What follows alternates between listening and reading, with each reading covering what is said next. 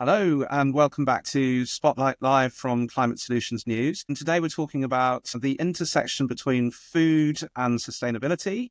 Um, Obviously, food, great subject close to my heart, and to everybody listening, I suspect. But we're joined by Mike Barry. Mike's just set up a company called the Planeatry Alliance, which has got a nice pun in the name. And I think to start off, Mike, welcome. Could you explain what is the Planeatary Alliance, and is it an alliance or is it a company, and how do you work? Dominic, great to join you today in the audience. And let me just sort of unpack a few things. I mean, let's start with Planetary Alliance.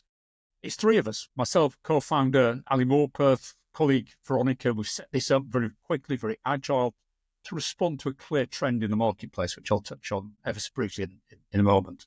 So I'm really excited by it. At heart, it's about fusing what is good for human health and what is good for planetary health.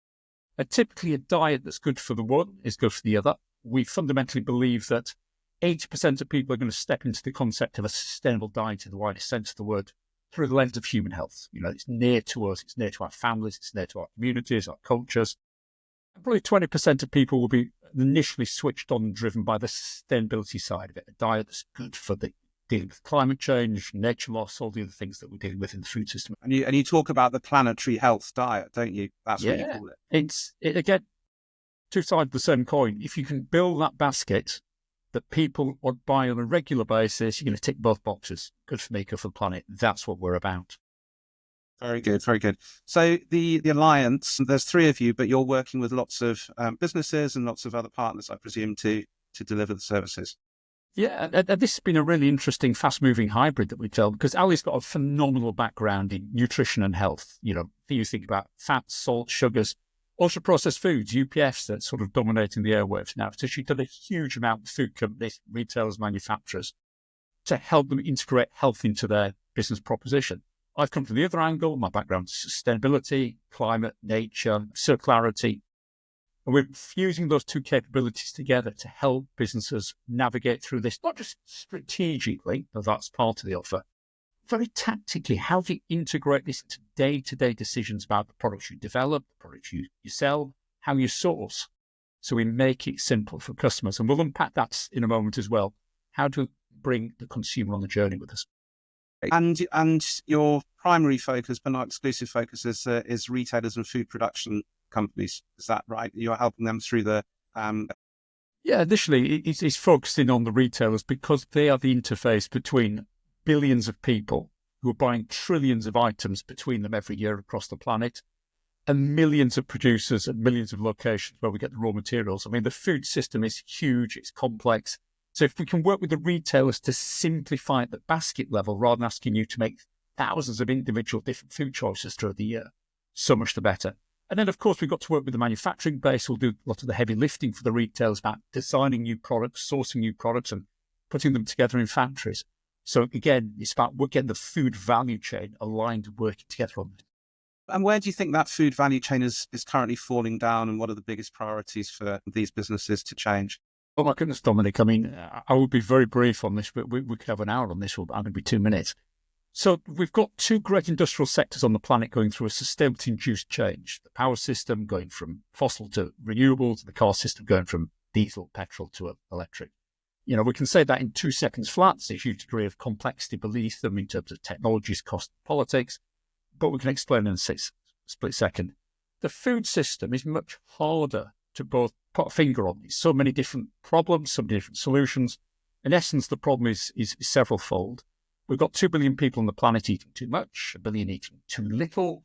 We've got a third of all greenhouse gas emissions coming out of the totality of the food system, 70% of deforestation, 70% of water use, 40% of calories we produce on the planet never reaches human mouth. How crazy is that? So the charge sheet is actually very lengthy, very wide and very complex. But more than that, it's uniquely vulnerable to the problems it's causing. So all those GHGs that it's spewing out, causing weather extremes, which are blowing back into the food system, impacting quality, availability, and cost of food. For a world that's feeling quite recessionary at this moment in time, a growing global population, we have to find a way of making that food system both reduce its emissions and more resilient to the extreme weather it's helping unleash. And then thirdly and finally, it's about the complexity of change. Again, within reason, the car system, if we put our minds to it, is quite simple to change on a relative scale.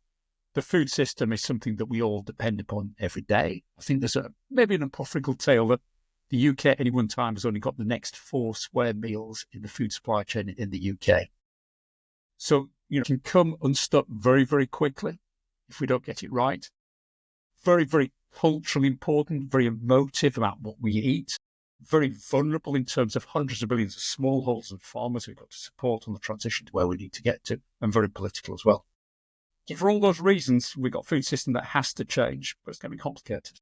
And just looking at that extremely large and complex system, where it's a rather conceptual question, but where do you think responsibility for the biggest change lies? Is it with government and policy? Is it with the businesses who are in that chain, or is it with the consumers themselves, to make the changes that then drive the other two? Brilliant question. And I'll answer at the very highest level, because this is point about the whole sustainable business movement in every sector. And we've been through 20 years of ESG voluntarism. Businesses have stepped forward by and large on a voluntary basis to commit to set targets, have reports, have press releases. And you know what? Not what's actually really happened, And we've now got a Trump presidency across the water, and everybody's rightly super concerned about what that means for society, planet on a global basis. But I'll be very provocative with the audience and say, you know what? We're probably going to burn ourselves 5 years quicker with Trump in power than we were heading for anyway, because we were just sat on the fence with lots of reports and words on paper, weren't doing anything about it. I've just talked about a food system that's trillions of items to billions of people from millions of locations. That's got to lose 70, 80, 90% of it, all those impacts I spoke about, in the next 15 to 20 years. We've done the first 1, 2, 3%.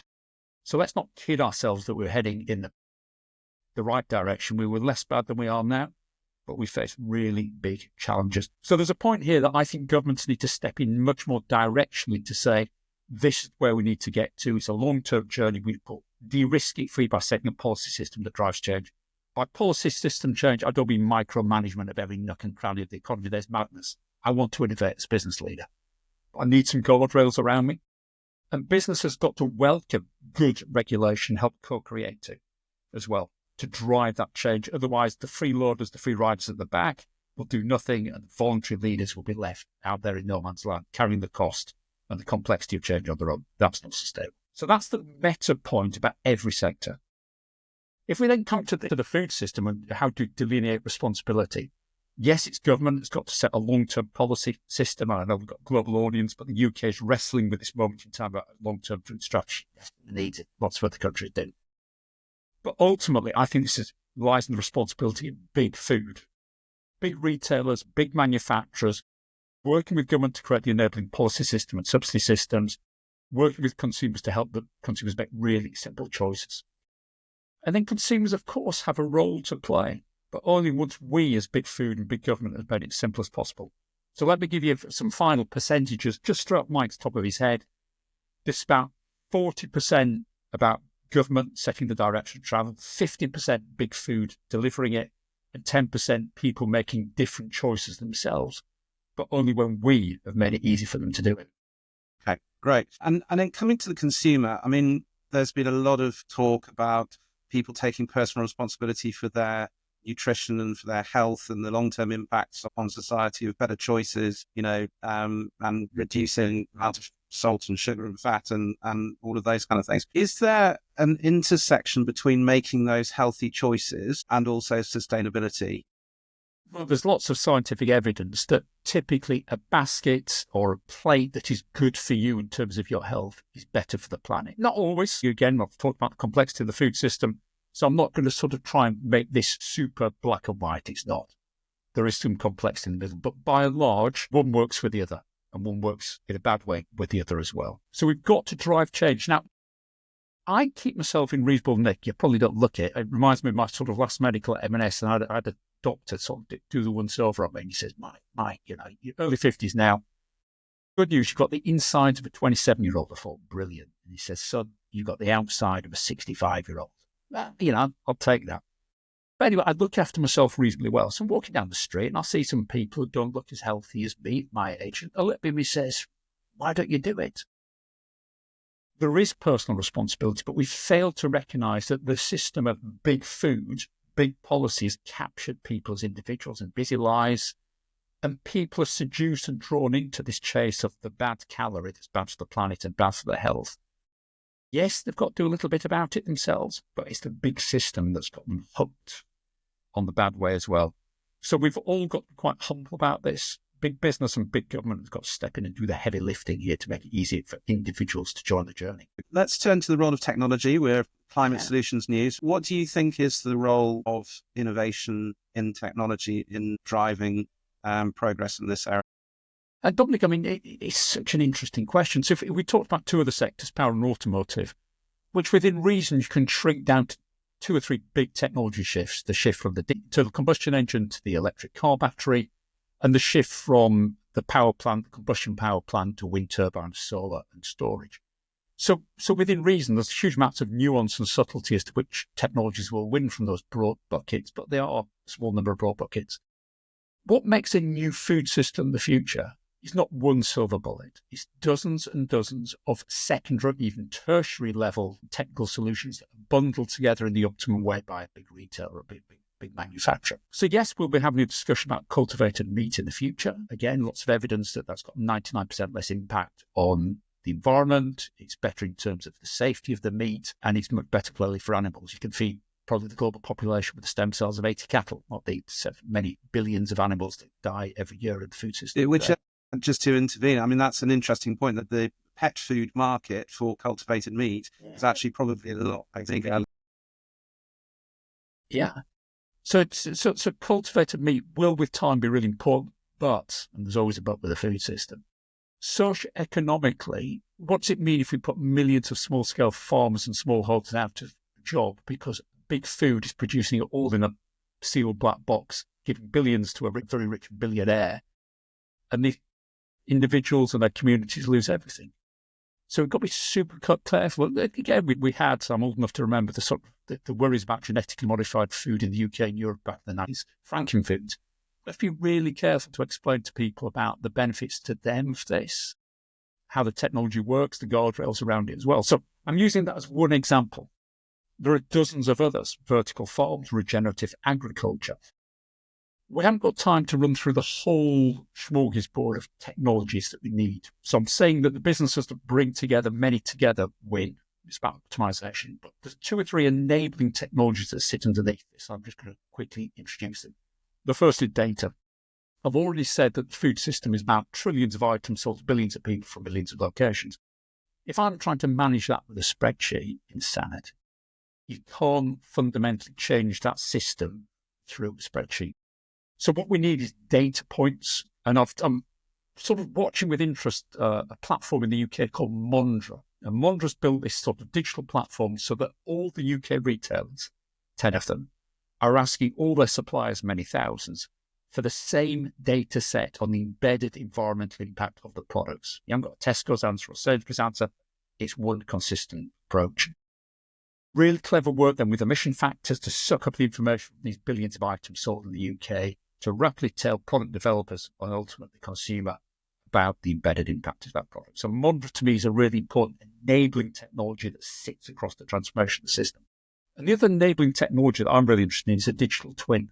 So I work for a very, very small food business, Mark and Spencer, very influential in terms of the trends it sets, not just in the UK, but globally, but small in numbers. Billions of items sold to many tens of millions of customers from hundreds of factories and tens of thousands of farmers. If you want to start changing that, if you want to start introducing these new technologies, these new approaches for customers, it's really easy to get it wrong and then find you've gone down the wrong avenue for 2 or 3 years, blown several billion quid and pissed off your customers. With a digital twin, you can model the response to multiple different interventions, all of which to interact with each other rather than being seen in isolation, and build a model of what your business will look like in terms of your profitability as a food company, customer acceptance of the technology that you're proposing to use, and its actual impact, not just on carbon, but all these other social, economic, and environmental impacts we're talking about. So digital twins will enable food companies to model complex changes before they bet the farm on them and help them make the right choices about optimization. We'll talk about a customer solution in a moment. But again, those are the key technology shifts I see. Great. Yeah, please do talk about the customer solution as what I was going to come to. It's like, what best practices have you seen? Yeah. So right now, you walk into a typical supermarket, most Western marketplaces, and you are confronted by tens of thousands of products at a big supermarket. And we're on the pathway potentially to say, okay, we'll put a carbon, water, health, salt, sugars, UPF label and all of them, 10, 15 different. Over to you. I know the kids are crying and you've got rushed to get them to football and you're looking at the cost of the food you put in your basket. But hey, spend half an hour being a scientist working out what all these different red, greens and ambers look like. That's never going to work. There's 10% of people who probably will navigate through the world of fair trade and organic and MSC and everything else. Good. But if we want 70, 80, 90% of people, we need to simplify. So I've got a simple vision. 3 to 4 to 5 years from now, the winning supermarkets, the ones that build a .com platform where you do your online food order. Dominic, family, you typically buy 50 products, and the algorithm will ask you a simple question. Dominic, do you want a high, medium, or low carbon basket? You'll say medium. They'll look at the 50 products you typically buy, come back and say 5 are busting your budget, Dominic. Here are the alternatives. You like 4 of them, you don't like the other one, you keep that one, but the other 4 you change. You've got a medium level basket, all you've done is push a button. You might come back and say, Dominic doesn't want too much salt in his diet or that of his family. I'll take 6 products out, heavy in salt. So actually, to get consumers engaged with this, we've got to make it really simple for them to participate. That's only possible with data points on every product that the AI can use to spew out the answer at basket level. And is there any retailer on that point yet? Not yet, but there lies the opportunity, and lots of people are circling around this. And the reason that Ali and I have launched Planeatry Alliance is that we believe that well-being will be probably the most important word of the 21st century for business. Not sustainability. Sustainability is an intel insight. It's a way that you operate behind the scenes. But for most people, why do they shop for things? It's about aspiration, it's about well-being, it's about quality, it's about service. How do we use sustainability as a reinforcer of that? And all the progress we made at M&S on sustainability plan A, the program we had, was when we realised that there's one word that dominates customers' mind about M&S: quality. That's why you go there. And if you can use sustainability as a quality reinforcer with a customer, they'll buy it from you. And if you can't, it just needs to be done behind the scenes. So this word well-being will be dominant. And again, I'm very interested about how vertical silos of today's economy are breaking down. So if I was still at M&S, I'd be having a conversation now as a food business with a health insurance company, a technology company, an Apple, a Garmin about tracking vital signs. I'd be talking to a medical company. I'd be talking to a business like Zoe about health and nutrition. And I'd be gluing that together into a food as a service proposition. How do we help people live a happier, healthier diet across the totality of what they eat and see the outcomes and the positives from that as well? And again, we can't do that. And again, we start to see the emergence of Novo Nordisk, the Wegovy, the weight loss drugs. Lots of people in big food, particularly sugary food, are very nervous about that. Now, so you as a food company have now got to start to think horizontally both about the risks to your business, opportunities as well. Fascinating. What a great set of insights. Thank you so much for sharing that with us. And just to finish off, what's your ambition for Planeatry Alliance? Are you wanting to scale and grow? Are you wanting to kind of stay small and perfectly formed, working with the biggest companies? Tell us about your vision. So Ali and I have got a really clear ambition: get moving. You can sit in a room planning and strategizing and dreaming. You learn from doing. I think all innovators and entrepreneurs know that. But what drives us both is impact. We want to be able to look back in future years and say, this was a consultancy. Grow, of course, in terms of headcount and turnover, but it's got an oversized impact on how the food system operates. And crucially, I think we want to be known for practical solutions. There's lots of theories out there. There's lots of campaigning and chit-chat, all needed. But actually, how do you operationalize this? Because food moves like an express train. It's here and now. It's not about 5, 10, 15-year visions. What do people need now? And that's what we're going to be known for: impact and practicality. Very good luck with it. Mike Barry from Planeatry Alliance, thank you very much indeed for joining us. Thank you, Dominic.